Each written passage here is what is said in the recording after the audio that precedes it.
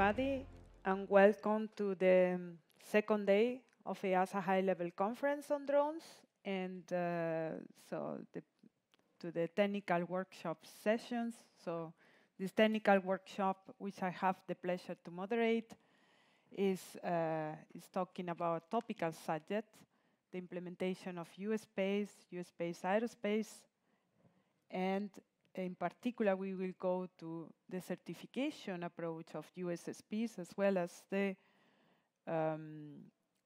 how the industry, the applicants, USSPs, are dealing with the certification files and how they are preparing for certification. My name is ALGAR RUIZ. I am EASA Drones Program Manager, and I have the pleasure to work together with the EASA drone section, and my main responsibilities are more leading the policy and advising directly the executive director of EASA on all the topics in relation to UAS and UAS regulations. For discussing this subject, I am having with me a lot of experts. So we are a lot, 6 experts with different backgrounds. So I will introduce everybody. So first we have Fabio Camacho. He's the head of the UAS department from the Portuguese Civil Aviation Authority. So maybe you stand up, Fabio, because I mean we're all sitting. So you are at the moment the head of the UAS, but you have been working also UAS regulations also in JARUS, so for quite some number of years, and you have a background as an ATC and flight operations, so you really have expertise from the ground, operational expertise, and also in the ATM ANS oversight, so which brings you also this perspective from the ATM ANS oversight to the certification of USSPs, very common approach at the moment that we are taking this expertise to support the USSP certification. Thank you very much, Fabio. So then we have Ignacio Uriel. So you are the head of the CNS system of EASA. All fine? Let's not break anything. The chair can be broken. You have more than 20 years of experience. You are an aeronautical engineer, but you have been working always in airports and ANS. And since 2021, you are the head of the CNS service, and now you are the focal point for USSP's USSP implementation, but also USSP certification in EASA. So thank you very much. Welcome. Jan-Erik Putsen, who is the co-founder of and CEO of Dronic. So he's one of the USSPs, applicant USSPs in Europe. So Dronic is an adventure between Deutsche Telekom and Deutsche Flugsicherung. And you have been working in Deutsche Flugsicherung since 2007 in different positions, and you have been also doing some management positions of some subsidiaries of Deutsche Flugsicherung. And you hold a banking degree, which is interesting that's now I understand why you always talk about the cost. Yeah, and revenue.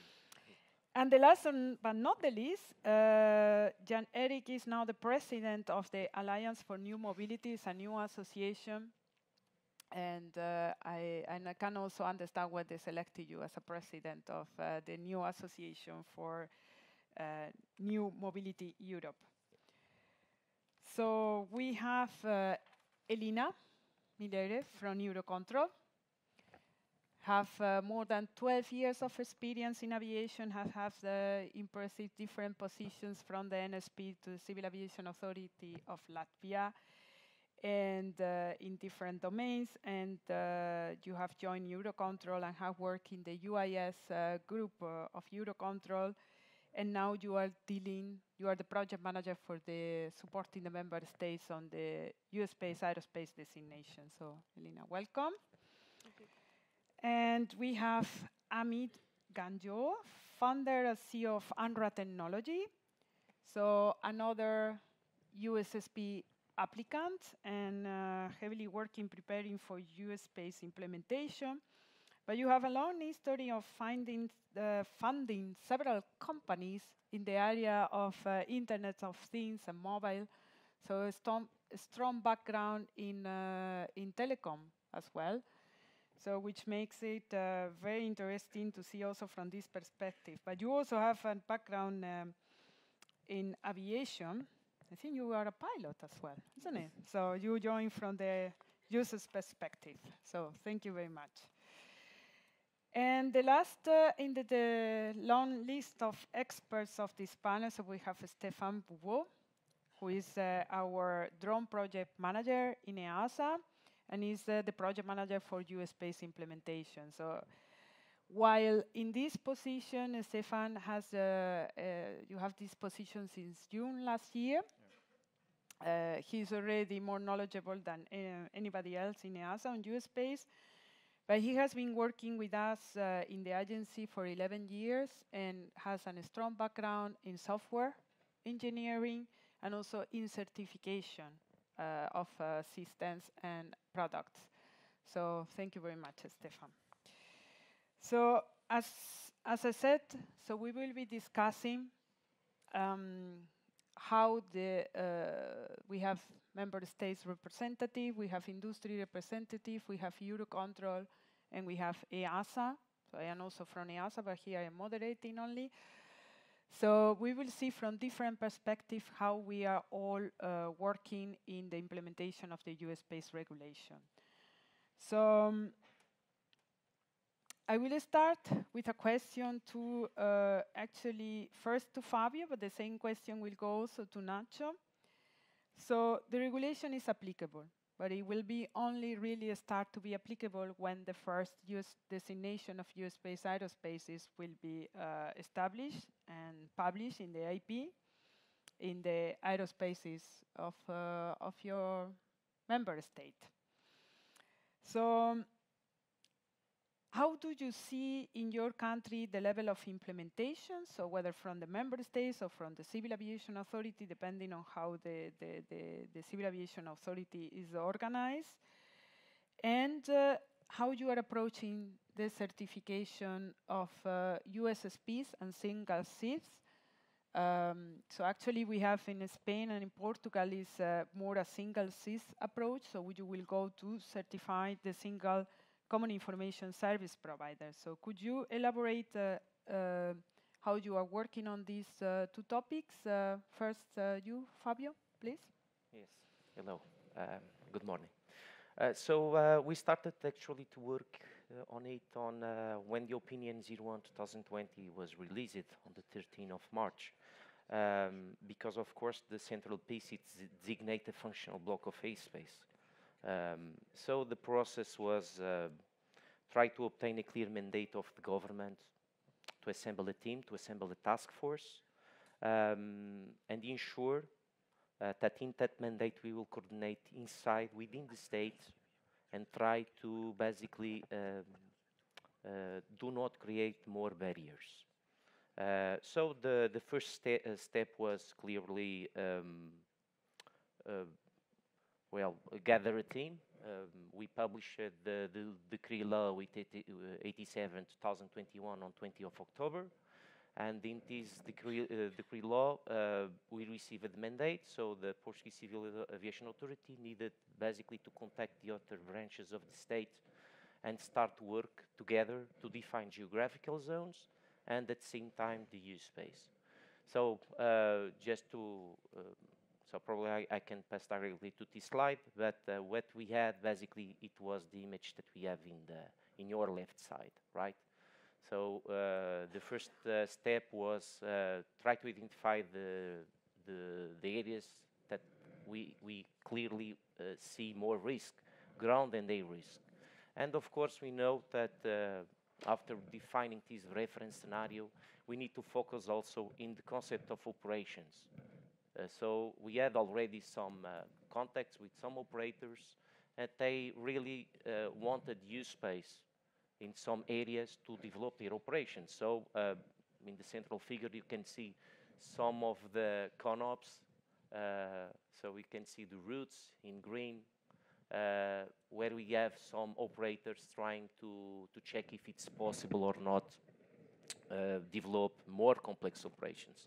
So based on that, we assemble our team, and we started to work first in the geographical zones, meaning that the team was, well, the management of the team was ANAC, but also the military authority participated on it, the environmental authority, the branch of the justice, the internal administration with the police. So all the people, all the relevant people in the country contributed to the project. With that, we are able, and of course supported in a risk assessment, we are able basically to arrive to the figure that you can see in your right side. The use space. Actually, this is the use space that we trying to implement in Portugal. We expect to deliver it to the government next month. It's internal consultation, and you can see that we are covering the highest risk areas in the country. So, for example, in Lisbon metropolitan area. And within this use space, within these functional blocks, you have environmental areas, you have military areas, and we already negotiated how to ensure that airspace authorities that owns the geographical zone will not create barriers to ensure more direct BVLOS operations for example, for the last mile concept of operations. So the idea is, at least in the basis of certification, just starting right now, talking a little bit of the certification, is to ensure that there is the possibility of the USSP and the Common Information Service negotiate directly the possibility to, according with the geographical zone owner, to approve flight authorization without the need of a prior request, just to automatize the flight authorization process. So it means if I'm a geographical zone owner, I can have a CLA, a service level agreement with the CISP or the USSP, and tell them that if you authenticate these operators, you can approve it on my behalf, the flight authorization. So we think that when we have this type of approach in the country, we will basically unblock the use space for the operators. So this is the first goal. So create this team, try to find where are the places with risks, try to define specifically where are the places where the regulation, the 947, cannot mitigate risk, and then create our geographical zones, and on top of that, functional blocks of use space. So in terms of certification process, we already prepared some material to be used in the country. We already have also designated, so we have the draft designation of the use space service, sorry, the Common Information Service. It is in the government right now. They have a clear mandate, right? And the idea is wait just for the government to do the next step and start in the certification. The certification process, it's already in the regulation. Of course, we need to harmonize it. There are AMCs that were published by EASA in the past year, in December, 16th of December. So the process it's align the requirements with the AMCs and clearly define the compliance matrix. That is quite important because will be the starting point. So give the opportunity to the CISP, because our intention is first certify the CISP and then open the door to the USSPs, use in a free market environment, enter and plug into the CISP. This is the main idea. So we will basically start actually the first meetings with the CISP just to ensure that they are preparing a very good certification program, a robust program, and unblock in the initial step any constraint on the certification program, because they can propose something that we cannot really achieve. We are talking in the first phase of maturity of the use space, meaning that we need to have a clear process to certify them, at least ensure that they are able to comply, and we have trust on them to provide the first service of providing the information. Based on that, in the information that was gathered, we will be more or less prepared to certify the USSP. Thank you very much, Fabio, for the useful insights on how you are approaching the designation of US-based aerospaces, at least the precursors, because you are departing from a geo zone. So it's interesting. I guess many of you are following from the section before. I wasn't here, but I can imagine this concept of geo zone manager or geo zone is an interesting concept that you are building at the moment as a precursor for US-based aerospace, and you said that in that context there is already flight authorization which could be provided, and the approach for certification of USSPs, and that's bring me to Ignacio, who you are doing already in Spain a very important job. But before I go into Ignacio, and before I forget, sorry, I didn't say questions are in the Slido. We need to go back a little bit so that you can get the QR code from the Slido. We have already, some of you have already made a question, but just for everybody, maybe, yes. Here, so for you who wants to take already a scan of the QR code or the password. So we have a first code and then a password for entering into the Slido session. So please put your questions in a Slido. Also, if we have colleagues participating online, please put your questions on a Slido. So now go back to Ignacio. So Ignacio, could you please explain to us how AESA and the Spanish Civil Aviation Authorities approaching the implementation of the US-based regulation, and how you are working on preparing all the approach for certification of the single CIS and the USSPs?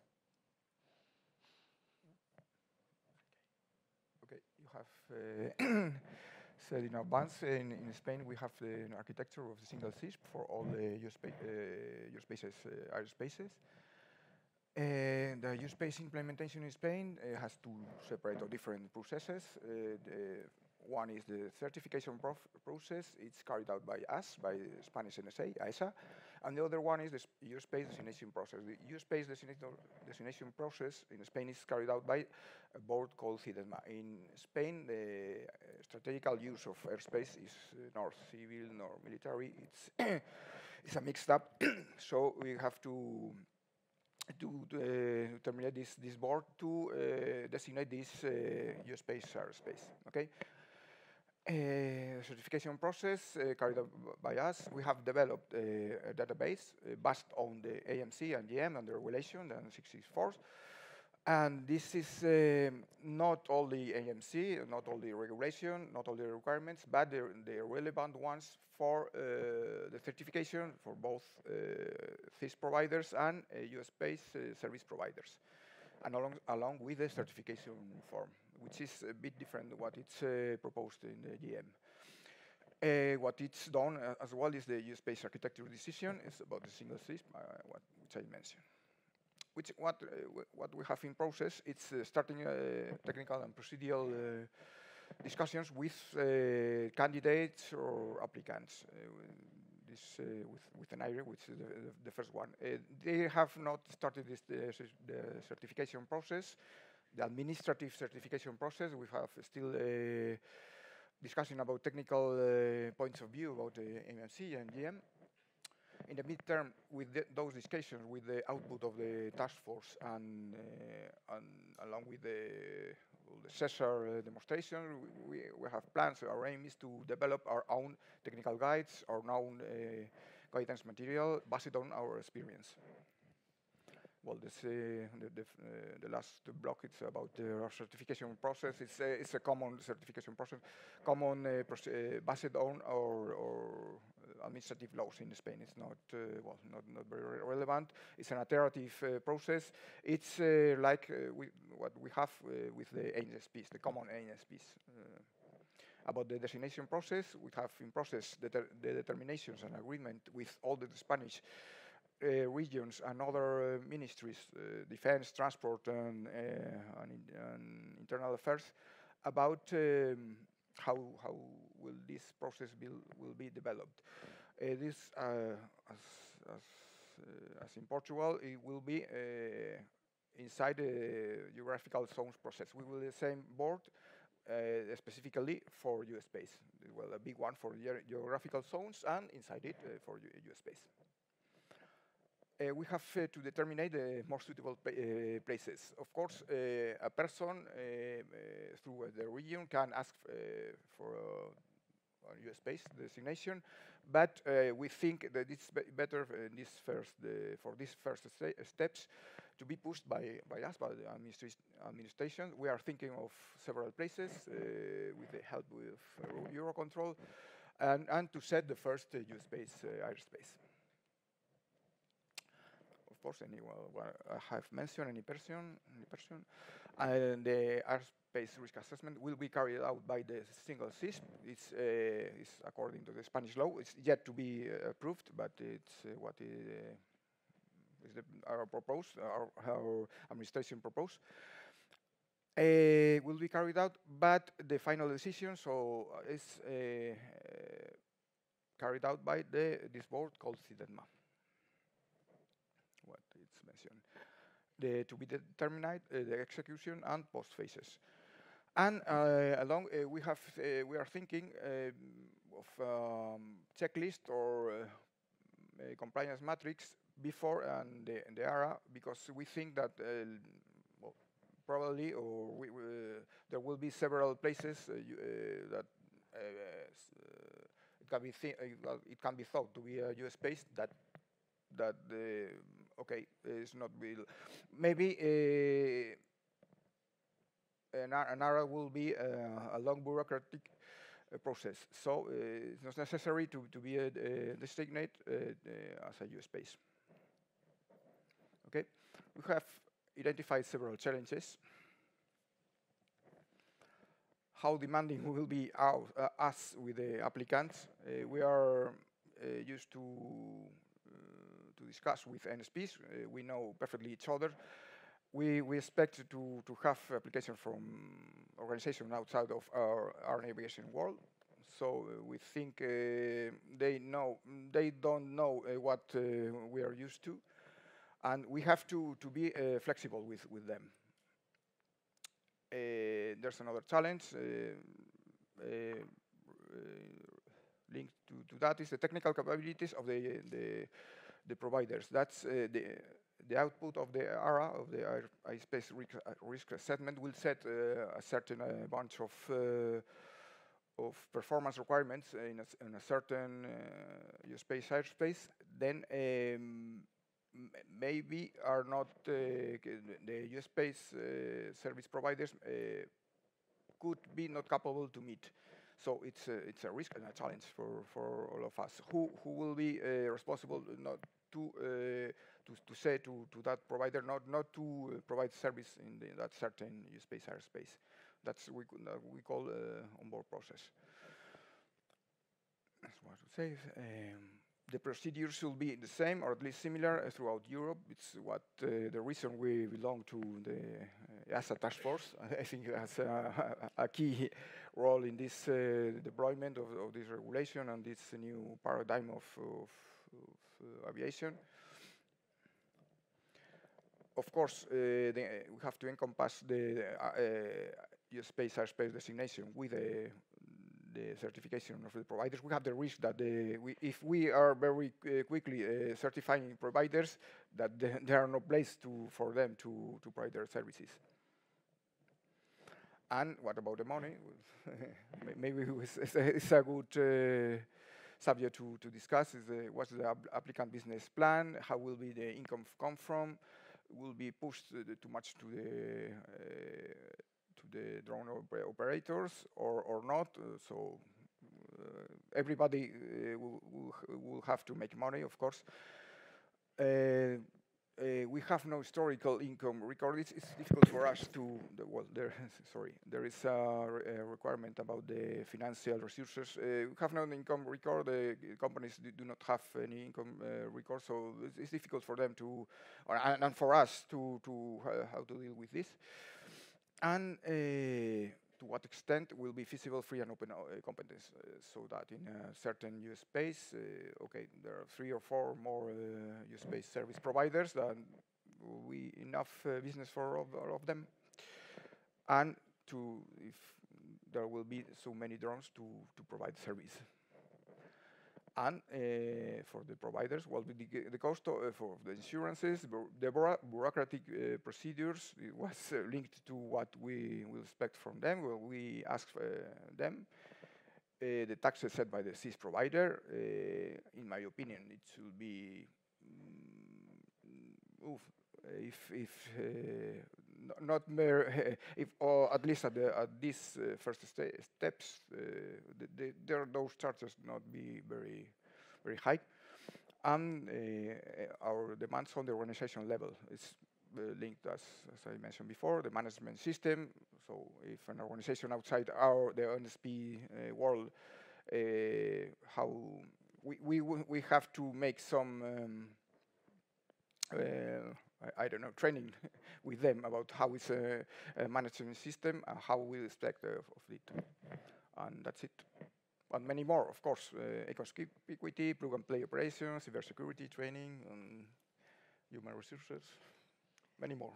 Thank you very much, Ignacio, for the insight on how you are approaching the designation of US-based aerospaces in Spain, and also how you are preparing for the certification of USSPs, and in particular, the challenges that you have identified already in these very early stages of the certification. So that is very insight.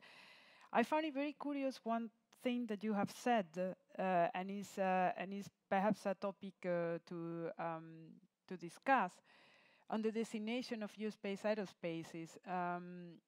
You said that obviously a region, an area, because of UAS services and needs, can request the state to establish a US-based aerospace there, but at the beginning it will be the state who will decide which areas are going to be at the beginning US-based aerospaces. What is the criteria for that decision? We first thought that it's better not to wait, sit and wait for the world to come to us, but to push this subject. And the criteria, we're still thinking we are still discussing on it. We have, with the support of Eurocontrol, we think we have to be ambitious to set this first new use space. But I think there are other opinions that they think they have focus on a more simple one and then scale it. So it's under discussion. It's under discussion. Well, we continue the discussion then with Elena, because that brings me to you. So you are offering support to the member states as part, obviously, of your convention that Eurocontrol support the member states on aerospace management topics, and one of them at the moment you are offering is supporting member states on the US-based aerospace risk assessment, so on the conduction of ARA. For those of you who don't know, Elena is very keen to go with her team to your country and help you on the aerospace risk assessment. So on your experience so far supporting the member states on performing the aerospace risk assessment, what are the challenges that they are facing, so in defining the scope of the aerospace, and how you see these challenges can be addressed, for instance, on putting more harmonization up front in the European framework, being at the level of implementing rule, or at the level of AMCs and guidance materials, such as the performance requirements for different use cases. How you can do that? Thank you, Maria. I think it works. Yes, it works. Yes. First of all, you need to click two times. It works. Well, 3 times, sorry. That's okay. All right. Before I start with the slide, what Maria was talking about, the support that Eurocontrol is providing in terms of airspace risk assessment, that is through the support of states mechanism in Eurocontrol. So let's it's not to commercialize it per se, because we're only a limited team, a small team that we're doing our best. But the big thing here that I would like to highlight is that we have a USSP airspace risk assessment method and guidelines produced. And as you know, this is something that will be published hopefully early April, mid-April. And this will help, we hope, a lot of states answer a lot of questions. The guidelines we have produced are basically based on our experience going to the states, supporting the states. So we know that it is of your interest to specific elements that we have covered in this guidance. Regarding the process, the life cycle and the scope, I have the slide here, even though Fabio and Ignacio, Nacho, you both really nicely explained the process and outlined many things. Because we've been working already with Fabio and also in Spain with your colleagues, probably some of the things you have already seen today. Nevertheless, the main thing, of course, comes from the trigger. And like already Maria said, it is the trigger from somewhere, right? A state may have different types of needs to have use space. It can be for commercial purposes, for economical, for whatever it is. But when we go and support the state, we try to understand the scope.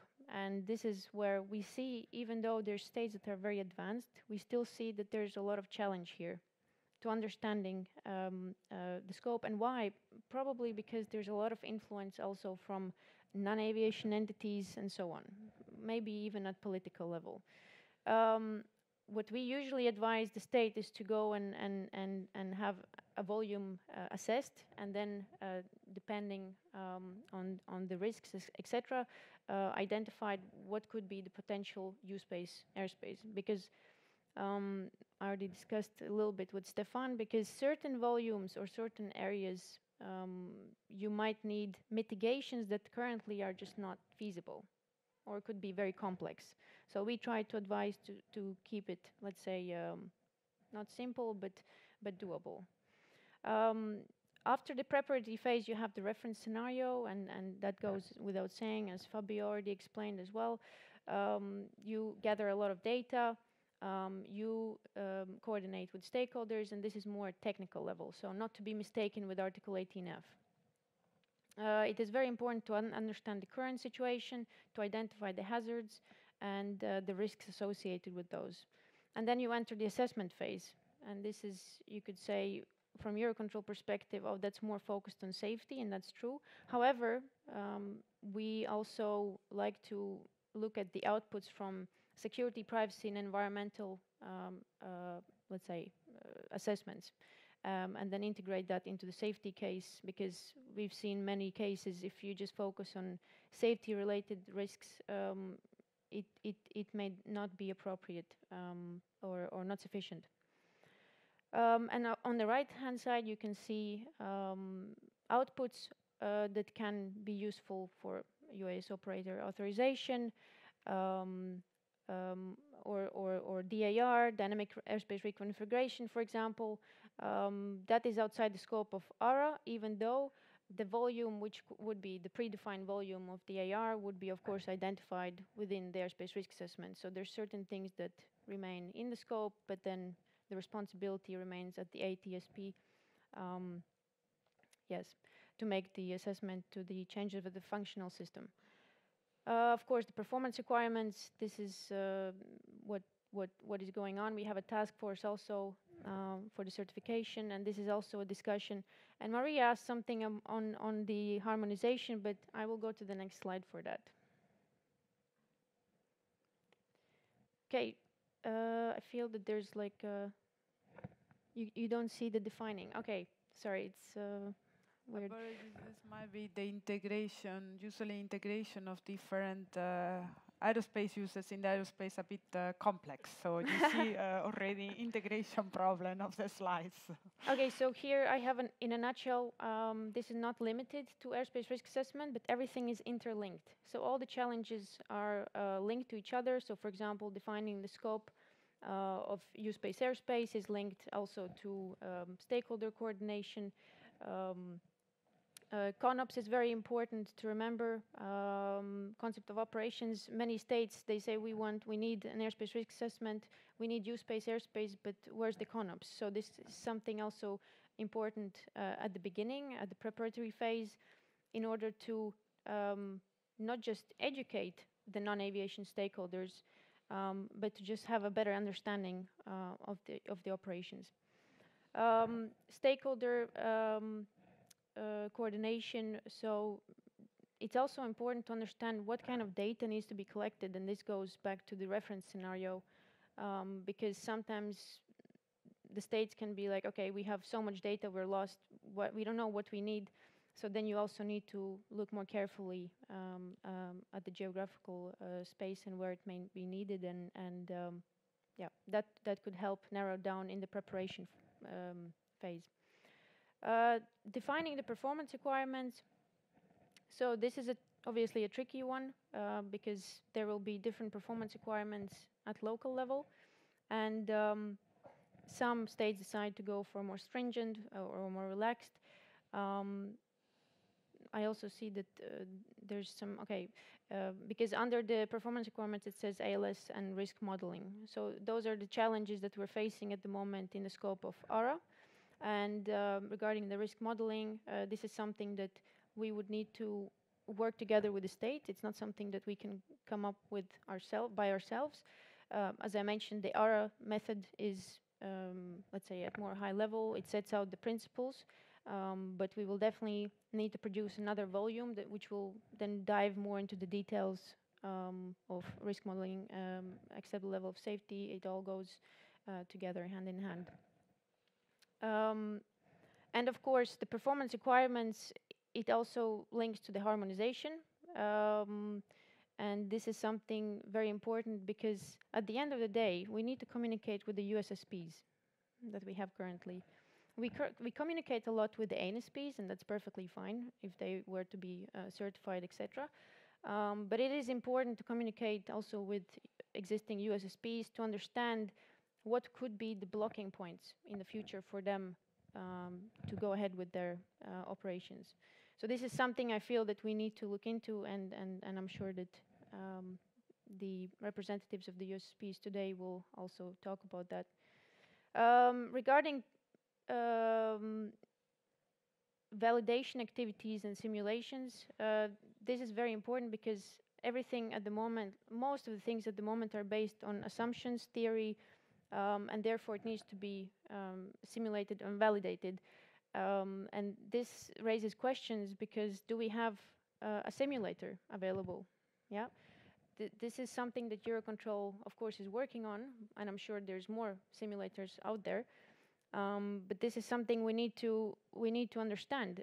We need time for these things. It takes time. Same for the financing and resources. For state and for government to find the resources for certain things or for use-based implementation, it takes time. The industry is with a fast pace. Everything is happening in speed of light, I would say, compared to how perhaps governments work. So these gaps we need to look at, and if a state may not have the resources or financing today, then we cannot go ahead with airspace risk assessment, for example. And then, in our experience, there's some states who they start and then they put things on hold due to these reasons. Yes, thank you. Thank you very much, Elina. A lot of issues you have addressed and touched upon. And second speaker mentioned a task force. So for those of you who doesn't know, so in EASA, back in August last year, So the management board of EASA, as per suggested by our executive director, asked us to establish a task force with the representative of the member states, and Eurocontrol support us as well in this task force, but there is no industry. And what we are discussing is,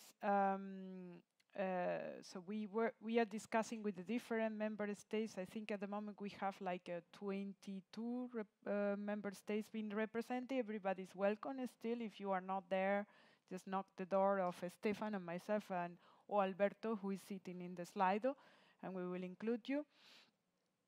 So what we try to discuss is the regulation is high level. The ANSPs we publish in December and contain a lot of more details now, but still there are room for understanding each other. And what we try to work together is how the aerospace risk assessments can be harmonized, in particular in the definition of the performance requirements that needs to be derived from the aerospace risk assessments, and how based on these inputs or the lack of those, how we work with, we can certify USSPs and common information service providers, or single common information service providers. And the output of this task force is not going to be amendment to the regulation, and it's not going to be AMCs on guidance material.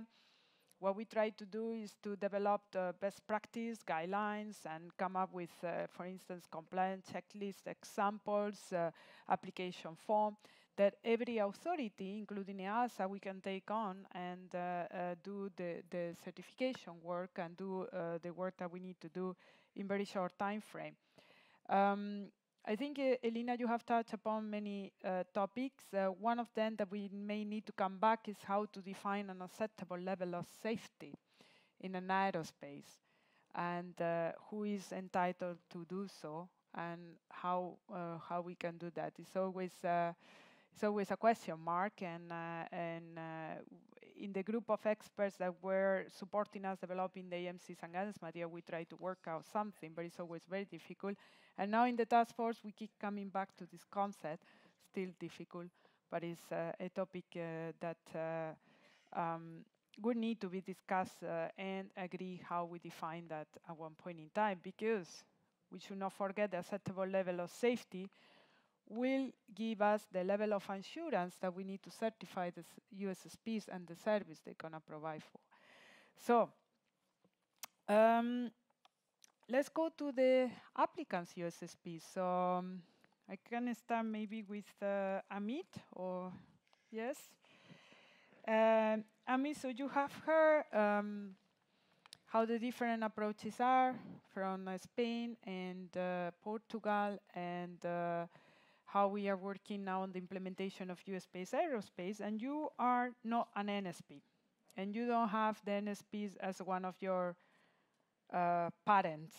So you are an applicant USSP that want to provide service in a US-based aerospace and in Europe, and you start to certify from scratch. So how you are working for that certification, how you see the level of implementation, and what challenge do you see in all this approach?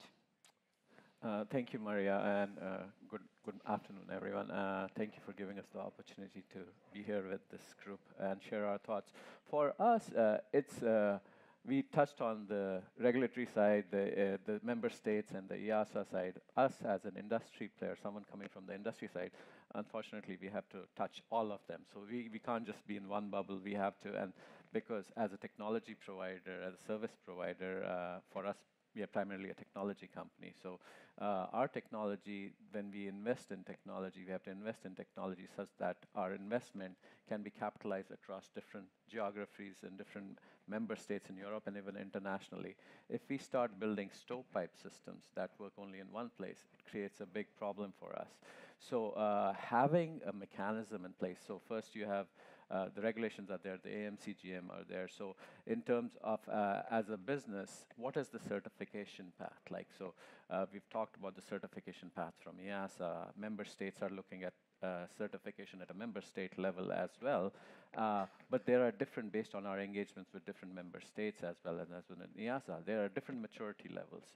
And the sheer definition of designation of use spaces is at different levels too.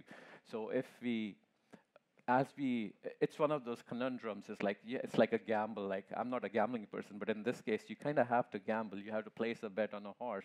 I'm going to go down and invest in this and hope it results in a return on investment. So for some of the challenges I think we need to address as a group, as collective, is how can we streamline and optimize? So let's say, hypothetically, let's say we have to go through an EASA certification, for example. What happens when we have an EASA certification and we followed GM, AMC GM, and particular means of compliance, but in some member states, they're looking at alternate means of compliance. They're not necessarily going to rely on exactly what EASA has outlined. So that might be the case. And if you're certified, then each member state will have its own additional operational requirements, performance requirements. So you have certified, and now if I go to member state X versus member state Y, I have to get certified. What's that add-on certification?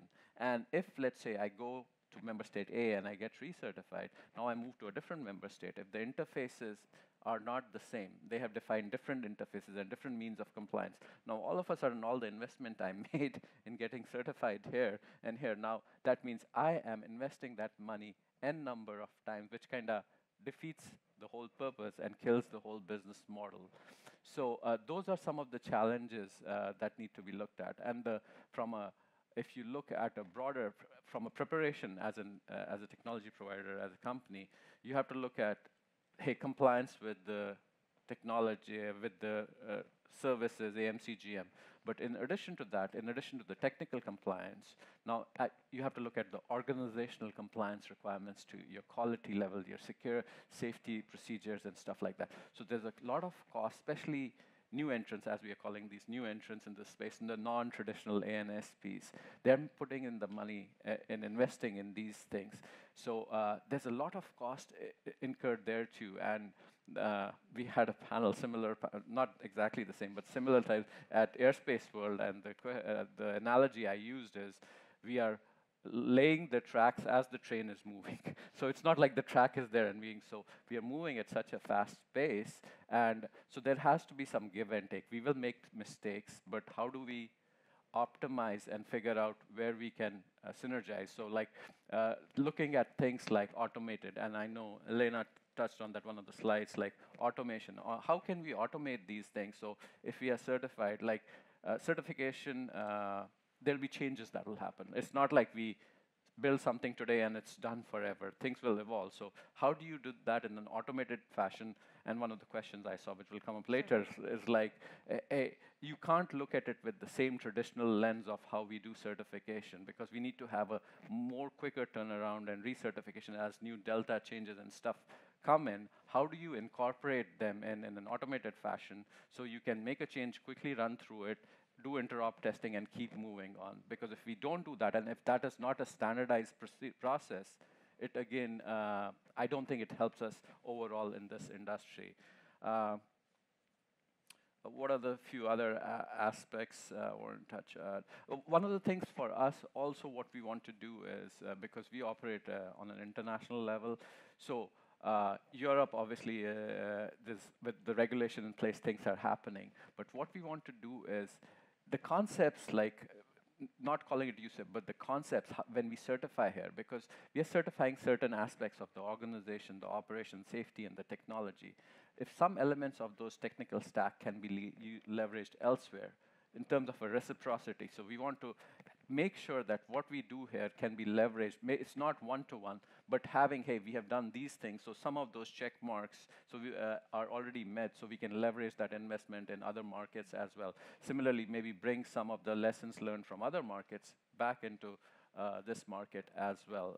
So that's another thing we would like to look at. And one of the other aspects that we would, and I don't think anyone has a clear answer, is like, and we discussed this in one of the prep sessions, is like when the certification happens, like certificate is valid forever, but when we talk to different member states, they say, if you don't launch a service for 6 months, I'm just throwing out a number there, so don't quote me on this, 6 months, okay, you're going to lose your certification. So if that happens, do I have to go through the recertification again? How does that work? So some of those challenges. So hopefully that helps. Thank you very much, Amit. A lot of interesting issues you have highlighted with different, with different approaches. We need to have respect actually for small. I would say small because they don't have a parent NSP, so small USSPs that is all entitled, and actually was the purpose of the regulation by the European Commission, because if that would have not been wished or wanted, we would have the 373 regulation. So that's always to be clear. To jump into this and try to find a way across the whole approach, and the issue of how to ensure that once you are certified by authority A and you want to provide services, because it's the way, it's the business model, is certifying at one authority and provide services elsewhere, what are the requirements for onboarding? So if the requirements for onboarding will go as far as almost recertification, doesn't make too much sense. So it's something we need to discuss. So how do you see that, Jan-Erik? How you are preparing? So you have a parent NSP or a mother. Well, I don't know if the EFS is the father or the mother. I would just take a seat if you don't mind, because it's standing there, starting to be a bit. So I say, take a seat here with you all. I don't know why you're stressing our mother company that much. No, I know it's stressing. Sometimes it's good that you have her, and sometimes it's not so good. It's just depending on what you want. So, thanks for being here. And I don't want to repeat what Armin said, because, actually we are on the same page, and I'm just trying to add something what he said, so that makes more sense for you, actually. So he's coming from a more global perspective or global approach, and I would like to give you a little bit insight what we are actually facing applying for a use-based service in Germany, and what kind of processes is behind that. First of all, the use-based service provider, you have heard lots of good things, presentations, regulations, processes, and we are here to actually, as a use-based service provider, to make it easy for the customer. Because if you come up with all these informations, they will simply not start their business, because they think Jesus, how should I really do this? So we are here actually to make it easy in front of the customer, and to make him understand why is it needed, and what is the safety case in that. Because the customers are more or less, I think someone mentioned that before, not everyone comes from aviation, so they have other backgrounds. Actually, it's not flying; it's just producing something. And now, currently, they're facing with using their drone as a tool and to give them some insights. So this is actually the problem what we are facing. And as I said, we try to make that possible. And of course, we can only succeed here. And I also want to say that if we have a possibility for the drone operators in the current situation to fly, if we are not making that possible, it's also Amit and myself will not sitting here in 3 years from now, because we cannot make business if no one flies. So this is just the overall thing. And what have we done in Germany? Just to give you an insight, and also of timeline. And then banking, a business model, is for me actually crucial, because someone has to pay a bill at the end, and it's not the mother company, because they don't like that at the end. So they don't want to pay all the time, so they want somehow that we are able to let's say, get our own revenues. So what we've done, of course, 26th of January, we sent our application to someone. I'm really stressing someone, because we didn't know who to send it to.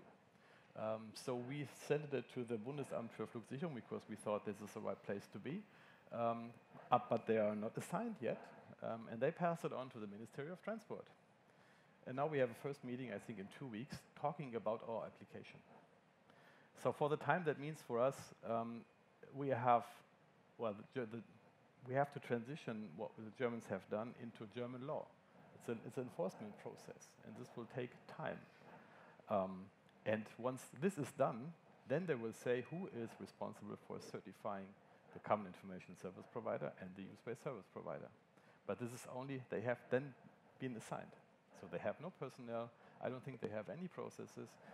So we have to see how long this process is going to take. So for this law enforcement process, I would say it take a year from now, and then someone is entitled for us to certify. And then I don't know if they have a process behind that, how they are going to certify a use-based service provider or a common information service provider. I think in the background they are still working on that, but for us, it's not 100% clear. What is also not clear is, what does a certification cost? Is it a cost the government pays for a use-based service provider, or do we have really to pay that amount? What kind of organization we have to set up to fulfill the need of to fulfill the process? We have to ensure that everything is working correctly. So this is also not clear. And of course, this comes in the end also to cost. And sum that up, the cost I have to ask my operator for flying in a use base is also unclear. The size of a use base is unclear. I don't know how big the use base is, 10 square kilometers. How many use base service providers will we have? How many drones will we have flying there a day, per month, per year? I don't know. So what kind of calculation I should use to build that business model? So this is really, really unclear. And this is why we definitely stress, and I think also this also, Amit, on my side, we need to have a solution for the cost base also, because otherwise we cannot make our own business case. And at the end, this is actually what we are here for. We want to make business safe, of course, but this is something we have to ensure. And I also want to stress something, and Amit mentioned this 6 months period. Now we have a use base assigned. You have a CIS, and you have a use base service provider. So what happens if half a year later, Amit says, well, it's only one drone flew, I just quit my service? So you have a use base, you have a CIS, but you don't have a use base service provider. So what do you do?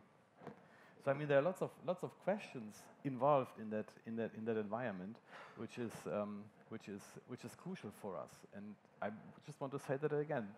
We are here today, and we have to find, for today's situation, a solution for a transition when we have the first use spaces available, which will not be next year, I'm sorry. Maybe in 1 or 2 countries they might have one. But if you want to make that a success, we have to help the operators now to fulfill their needs, to learn, to strengthen their technology. We have to offer them a possibility to do that now in a safe environment, certainly. But if we do not succeed, we definitely have a problem. And that's actually my statement. We have to fly. Thank you. Thank you very much, Jan-Erik. So now I understand your banking degree, how it helps you to manage the company. So it is. I'm also a pilot. You are also a pilot. Indeed. I forgot to mention we that should work together, I guess. I mean, no, but indeed, it is a challenging issue, what you are saying. So at the end, I mean, U.S.-based aerospace is for the UAS operators. So it's not an end on its own. So it's a facilitator of safe UAS operators in a volume of aerospace cohabitation with manned traffic. And yes, so at the end, how is the business model? How is calculating towards the end cost of that service today, and how you go back and pay and earn the money, pay your salaries, and also pay yourself, and then go back and pay perhaps the CIS or not. So it's a difficult subject.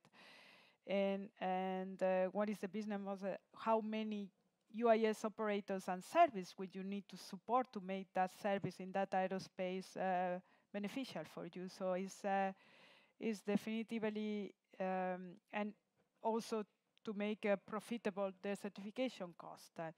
Talking about certification costs, so Stefan,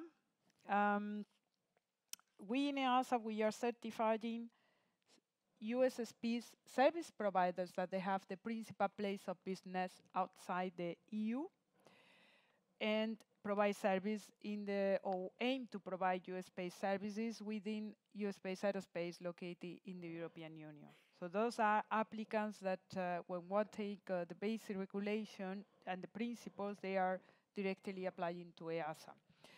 And because of that, we also need to prepare for certification of USSPs. So we are having, in addition to the task force, we have a process to prepare for the standardization of the regulation. But in parallel, we have the process, which is a bit more advanced. We are preparing for the certification. And Stefan is also in charge of that process, amongst other tasks of Stefan. And please provide us an insight. And also, I think it's no secret, EASA in certification tasks, we are financed by fees and charges, so we are not financed by taxpayers' money, so it's the way how we are financed. And Stefan will provide you how is it that a certification is at the end having a price. So please guide through us, through your presentation, guide us. Thank you, Maria, and thank you to my predecessors because they will set up the scene. So unfortunately, I'm going to drive through. We are going to leave the beauty of the concepts and the high-level discussion to a bit more materiality and working perspective. Just a few words of introductions. So indeed, we have received 3 applications for USSPs in EASA. One is not yet mature to be processed, but 2 others are actively processed, and we are progressing every day with the applicants. So we are a bit ahead, maybe with regard to some other member states. So what you are going to see, I have only 3 slides, but are representing the reality of the activities that we have today. We are learning by doing. So we are also evolving, we are adapting the processes, but we are gaining experience. So we hope that within a year we'll be able to provide a complete basis in terms of activities, and we'll also be able to provide support to the member states to continue for their own activity. And as I said, I will come back to that in a slide, but we are sharing our experience with the member states to also help them to set up their own activities. So I wanted to start with cost because that has been a recurrent question and issues. I will not provide figures because if I throw figures like that in 30 seconds, we're missing the rationale, and I need more time to explain to the detail what is expected in terms of certification volume. But however, I wanted to present you what are the main certification factors for the cost. We have a first block of activities which are much more dependent to the regulator. So what we need to achieve, what we need to assess, what we need to investigate in terms of activities, manual, software, cyber, etc., in the frame of a certification to make sure that we have assessed enough to grant the certificate. So that represents a certain number of hours. In our systems, as said by Maria, we are paid by hour for the non-European applicants, so we have project hours, which are multiplied by the number of team members. You have certain activities where you need multiple team members. Roles, it does not mean you need to have 5 person full-time, but you have different roles in a team, project manager, it's quite obvious, and domain expert, USSP, again obvious, ATM, because some part of the certification is very similar to what we do for ATM systems, software, and cyber, because software and cyber are key in the safety of USSP, no question, so we need to investigate software and cyber. You may have variations. Actually, in EASA, we have 3 team members. That's what we have. So it demultiplies certain tasks. For instance, the CONOP, the kickoff meeting. You imagine that more you have people, more you have the hours. Second part, which is a key driver, is the hourly rate or the price of certification. As you started to hear, we have various systems. We have various systems in terms of funding, taxes, fees, and charges. It's totally fragmented over Europe. It's not EASA to try to find a way to harmonize that. It's not on our remit. We can regret or we can simply acknowledge that it is. And the key driver is the place of business, the principal place of business. What is that? Is where is located the head unit. So where you have your executive director, finance, accountable manager. And there is no choice. If you are in Germany, you go to the German authorities or competent authorities. If you are outside Europe, you go to EASA. And I want to clarify because there was a creative concept of certification tourism that happened some weeks, months ago. Forget it. It's not possible. You are tied to your principal place of business. So you cannot say, okay, I'm going to move to another country or to try to get to be certified in that country because either my competent authorities is not responsive or too costly. It's not possible. You are tied where is your head unit. There is an opt-in in the regulation, which you may come to EASA, but it's very peculiar. You need to demonstrate first that you will have business in several member states. So to simplify, you go to your competent authorities. Outside Europe, they will come to EASA. The second big block of cost drivers are directly related to the competencies and the proficiency of the organization, so the USSP coming to us. First, novelties and alternatives. When the MCGM were written, were developed, there was a push to say, we need to have innovative solutions. We need to have alternatives to conventional aviation standards, for instance, or practices. Right. But innovation has a cost, because you need to educate the regulator on what you are doing. For instance, I come from the certification world. We don't have aircraft function cloud-based or cloud-based aircraft functions. In the use space, I need to be trained. I need to be educated on what's going on. How do we approach software engineering in cloud-based environment? How do we ensure cybersecurity in cloud-based environment? Second part, the maturity, overall maturity of the organization and the ability to deliver on time. We are dealing with non-aviation companies. They need to understand how works the certification, for instance, first. And the quality and the rigor of the company. If you don't send the data inside, you will lose the slot with the team. If the quality is not adequate, you will repeat the activities. So you don't imagine, but there is a key factor in terms of cost. Last one, project duration, which are somehow induced and related to the previous one. If it takes 2 times, 3 times what we have expected in terms of project duration, if it's 1, 2, 3 years, for sure you have overhead. You will have repetition of the activities, and that will be another cost. So the message we pass to the organization, if you want to engage a certification with us and with the competent authorities, be prepared. Be really prepared. So it's not a matter of optimization of process yet, it's a matter of efficiency first on the initial phases of the certification. For that, you will see that we are, and I think the member state and their competent authorities will may raise a bit the level of expectation from the first application, the application form.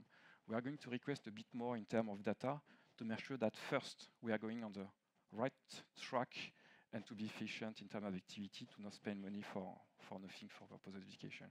So we are going to certainly to add some, for instance, the CONOPS in the application form or of the compliance checklist. There was an idea or a push to say how to reduce the cost. And there is, so as I said, the constant is the hourly rate. There is nothing that we can change. And the biggest factor is the technical investigation.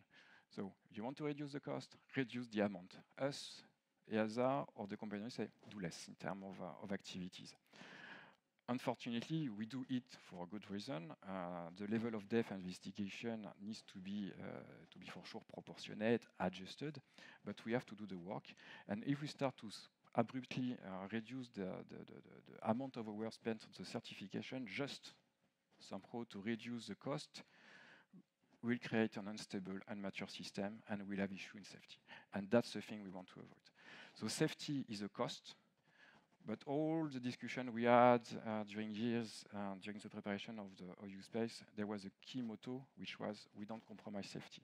So safety is a cost, but safety is also an investment. So yes, there is a cost, but for a good purpose. On the certification framework, I go fast.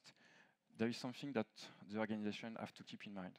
We are driven by the 373 for the certification activities. We have adjusted the framework for use space. We have tried to alleviate certain activities or to be more flexible in the approach, but on the background there is still the 373. So if some may be unhappy with the situation for use space, per the MCGM we have today, I will recommend them to try a full ITMS NS certification with ITMS NS inspector. You will see that we are already trying to find efficiency and to streamline the activities for use space.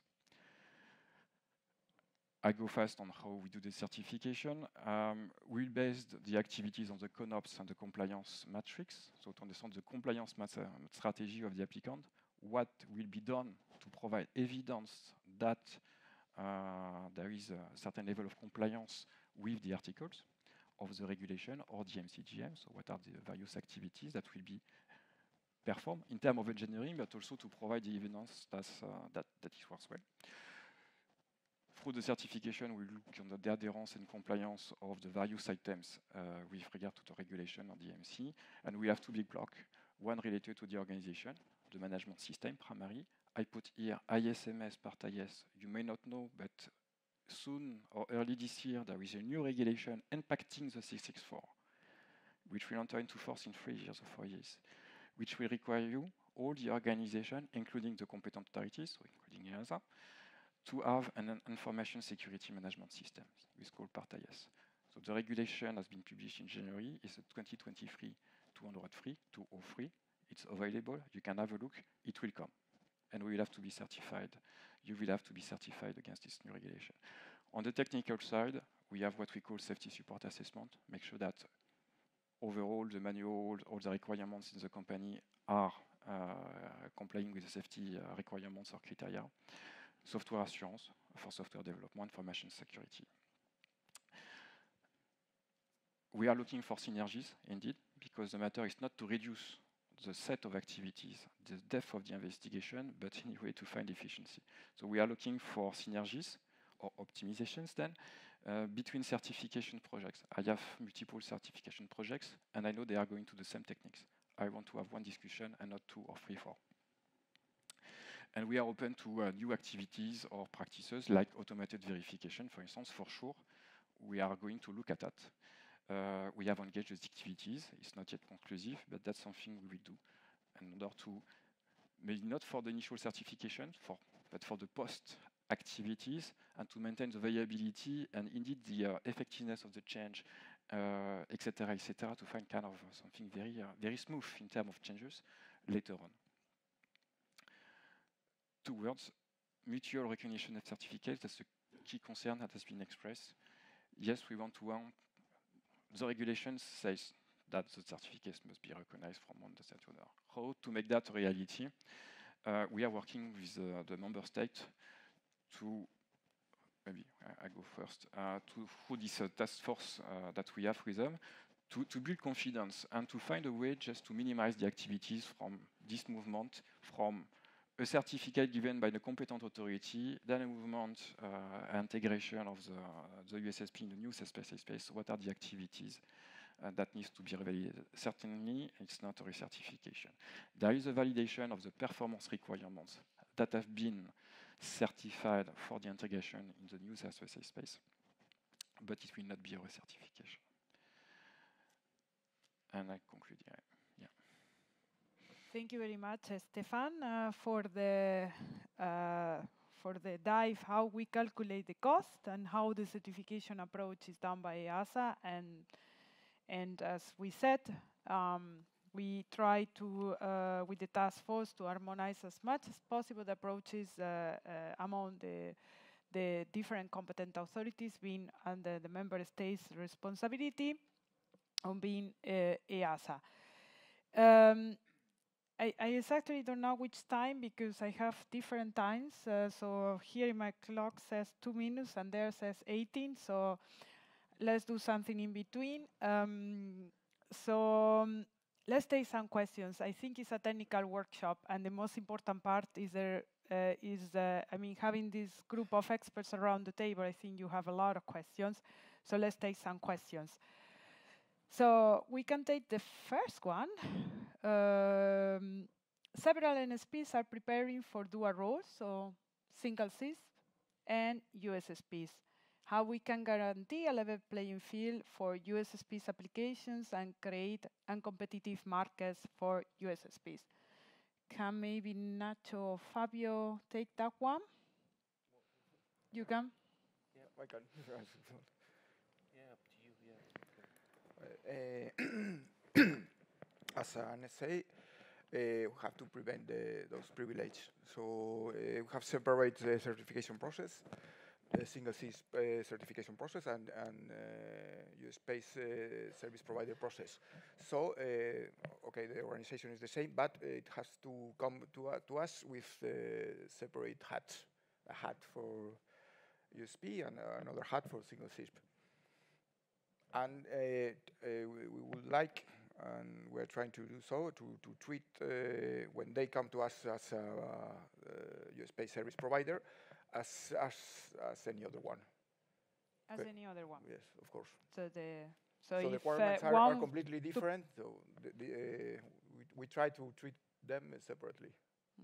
To treat that organization separately with separate roles. I do believe that the key question... It's difficult because the key persons or the key people is the same. Yeah. I do believe here is the quick question of the key question is going to be about how easy it is to the second USSPs to connect to the CIS and to connect also with the first USSP, which is also the CIS. And I think this is a question of interoperability, of connecting systems, and I think it's something that we really need to work on and take that level playing field really. That has two aspects. Two aspects. Both technical and organizational. Organizational. Yes. Yeah. What can you ask the second and the third one, and not to be too demanding. Maybe they come from they are software platforms, software companies that your opinion. outside of ANSP world. So I can. I haven't. It's my opinion only. So I've come from the telecom world, like Jan Erik. So I'll give you an example. Like I use this analogy a lot. Many years back, if you rewind back 15, 20 years, you picked up a cell phone in Europe and you went to North America or Asia, the phone stopped working because there were different technologies. You had CDMA, you had GSM, you had PDN, different technologies. And eventually, now it doesn't matter. You pick up a phone anywhere and you go anywhere, it works because it's the same standard, same interfaces and stuff like that. So unless we do that, because in different discussions, I'm hearing alternate means of compliance at a member state level, because if that happens and it's a member state level interfaces and stuff like that, it'll make it very hard for a multiple USSP environment, because someone who's certified in country X to offer that same technical stack in country Y, because there were these exemptions. So unless there's some coordination at a higher level, I don't know how it will become a level playing field. That's the honest truth.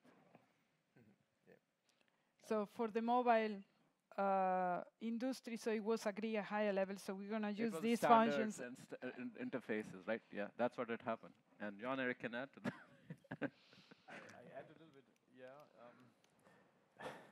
I think, first of all, everyone has to have the access to the same data at the same time with no barriers. I think that's so whatever service you offer, I mean, in USpace we have your mandatory services, so if you offer them and you get the information from the CIS, should be no delay in, or should be clear what kind of interfaces to be used, and of course that you should have the data at the same time the ANSP has it as a USpace service provider. I think that's key. But in the end, I don't see that as a big difference, because what is the customer doing at the end? The customer is looking at what I'm offering him. So if I offer him more than the 4 monetary services, which I think is crucial, because otherwise, what is the difference between any use-based service provider? So I will let's say differentiate myself with the value-added services I can bring to the customer besides the mandatory services. I think this is key at the end, and of course at the end the customer decides. But the data should be with no delay to all the use-based service providers wherever they apply for it. I think that's the key. One thing that can be added here, when we certify the CISP or USSP, we will also certify the ability to provide the service. That includes the interfaces. So my expectation, because we already thinking about that, is when I certify the CISP, I need to ensure my expectation is that it's prepared to open the door. In the same way, when I certify the USSP, right, I need to be ensured that he's able to connect directly to the CISP. And the only thing that we have here, and you are coming from telecom, and actually we have a good relationship with our communication authority on this, but at the end will be software, will be databases. So if the USSP prepares a good database to connect to the CISP database, it's easy to solve. So this is a thing that we will see in the program, in the certification programs. Your ability to provide the service and your ability to open the door and USSP to plug in that door. But let me just add one thing, but there's definitely one advantage for an ANSP being a use-based service provider. This is the organizational power at the end. So that you have all the processes for safety, security, for managing handbooks and stuff like that. So this is already available and a proven thing in an ANSP or in a bigger company. I'm going to say it's an ANSP. And this is something the smallest they don't have and they have to build up. So this is definitely a big advantage you have. But it shouldn't be data. It should just be the organizational setup. I think that's the key. So that was only the first question. We have many, and they appear and disappear. But anyway, if USSP exists, so a USSP aerospace exists, and all USSPs quit. So you have said, so there is no business case, and you said, so I'm in this idea, and I'm sorry, but I cannot really continue providing service here. So a USSP should be mandated by the CA or by the state, I guess, to ensure minimal set of services, like in the case of ATM for ATS. Do you agree with this? As a public service. As a public service, for instance? Do you agree? Is a USSP, I mean, I guess if you compare with the mobile telephony, nobody uses the mobile. Would you still keep the network available? Exactly. Yeah. I don't think the telcos would do that. But in this case, I think for us it might be a little bit different because we typically work with enterprises. We provide our services specifically to enterprises and their use cases and stuff like that. So it's not just for everyone. Just for public. It's not, but there will be like mom-pop users, mom-pop shops that need the stuff. So it's a tricky one.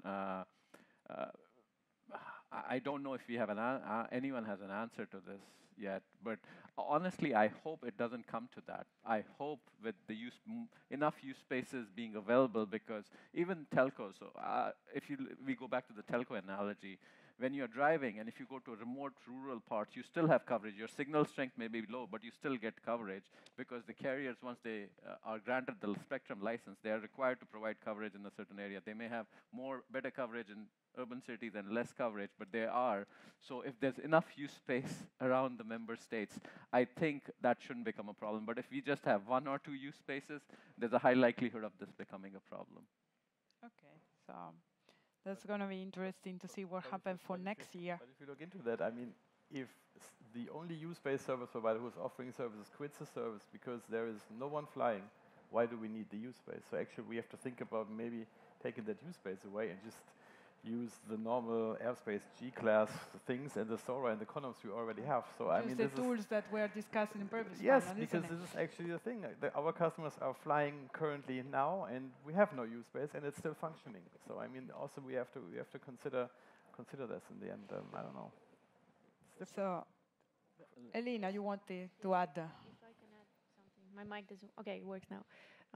I think besides what you said, I think Fabio also probably is interesting experience to share, right? I don't know if it's applicable, but yes. No, to be honest, it's more focused on what Fabio maybe wants to share, because we need to take lessons learned and best practices from the states that are, let's say, advancing, and also regarding what Jan Erik said. You need to look at short, medium term, and long term, because in the short term, it's possible that this use space will be empty. It is possible. And in the medium, long term, it can fill up because the industry grows, whatever. It takes time, and these things take time, and this is what I see in multiple states.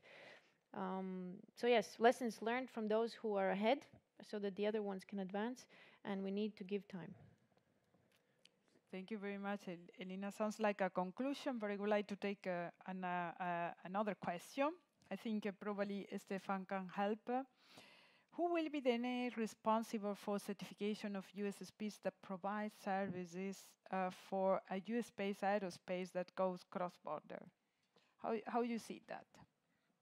The answer is, in terms of responsibility, is simple. The ANA, where is the principal place of business? of the USSP.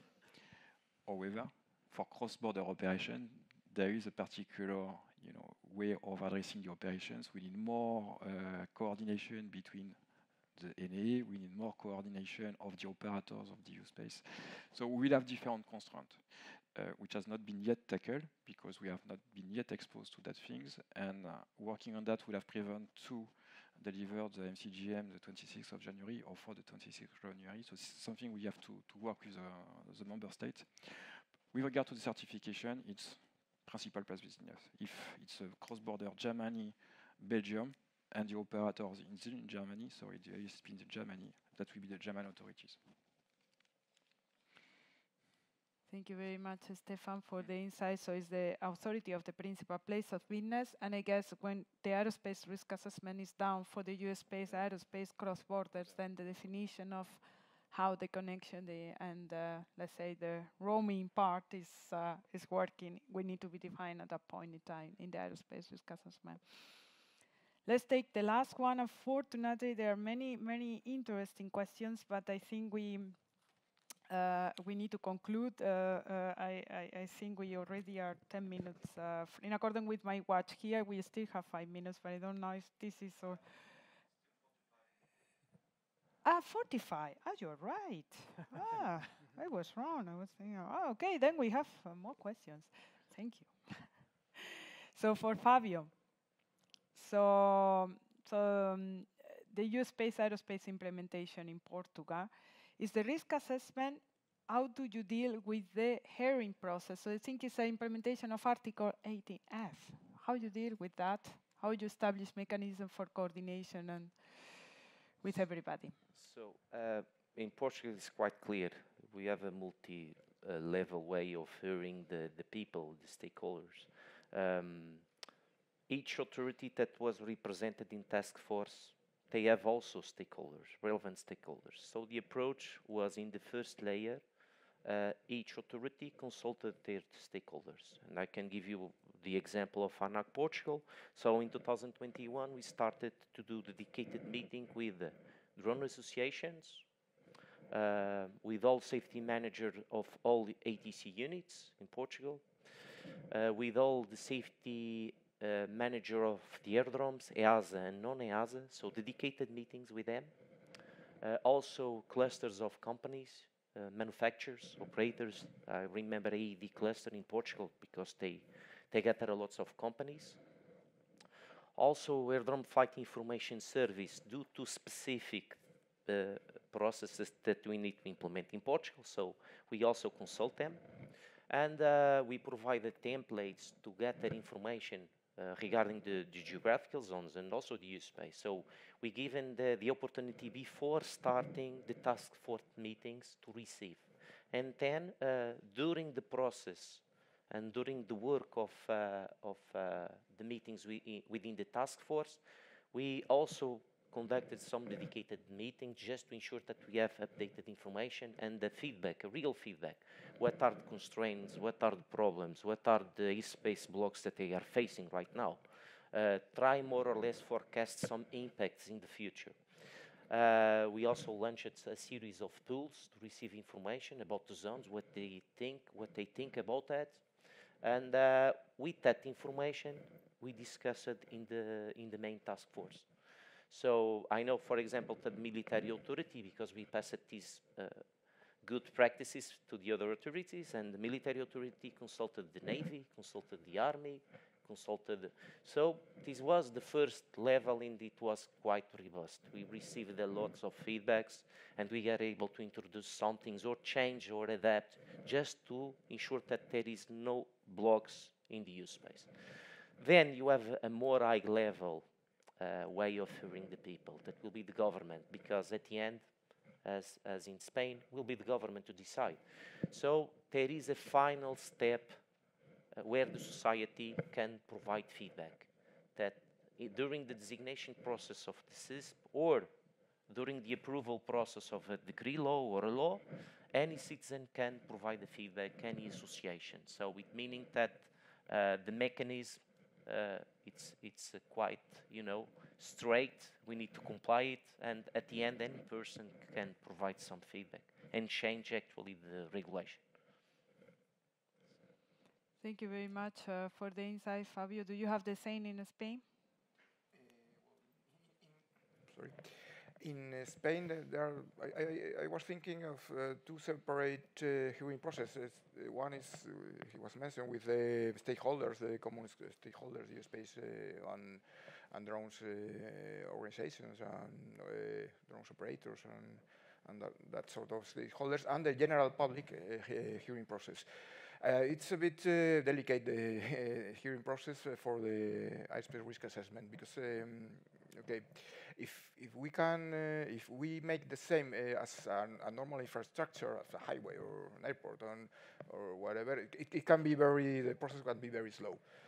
So it should be done through the city councils or the regions. And the general public, don't misunderstand me, I believe in democracy. I think we have discussed it within the task force, but okay, it's better through the city councils and the regions.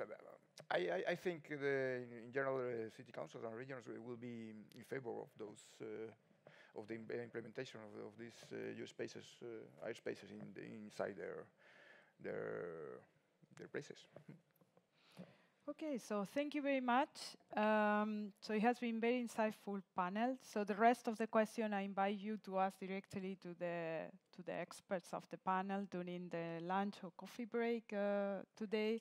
And many of you will be there even tomorrow here still to have further discussions. A lot of questions also about the use of network, and maybe Amit and Eric can support that.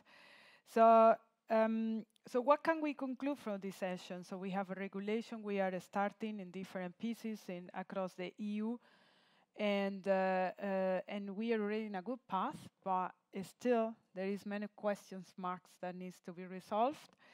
And I like very much what Ami said. So we will learn by doing. I don't know if it was Ami or Stefan. We need to try. We will start working on it. We will learn, and we will come back and adjust. So we are putting the rails as the train is going. So, and maybe, yeah, it's the way we have to do it. So I would like to invite everybody to give applause for the panelists for the